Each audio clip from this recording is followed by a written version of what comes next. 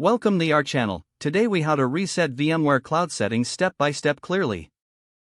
To reset VMware Cloud settings, begin by logging into your VMware Cloud account.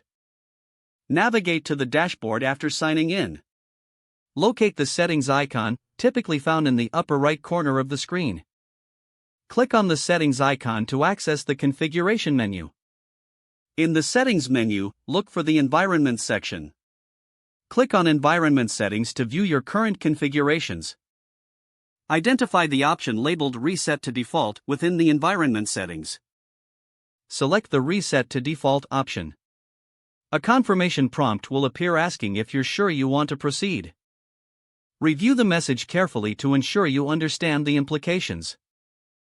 Once you are ready, confirm your choice by clicking Yes or Confirm. The system will now start the reset process. This may take a few moments, so please be patient. After the reset is complete, you will receive a notification confirming the action. Review the settings to ensure they've been restored to the default configurations.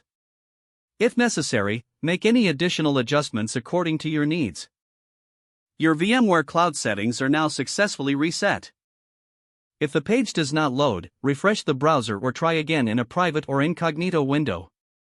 Make sure you are using the correct email address, then retype it carefully to avoid small typos. If your password is not accepted, use the reset option and create a new strong password you can remember. Check your spam folder for verification or security emails, then complete any requested confirmation steps. Enable two-factor authentication if available to improve account security and reduce unauthorized access risk. After signing in, review your profile details so your contact information and settings are accurate and current. If you see an error message, note it down and try again after restarting your device and internet connection. Log out when you finish, especially on shared devices, to keep your account and payment information secure. If the page does not load, refresh the browser or try again in a private or incognito window.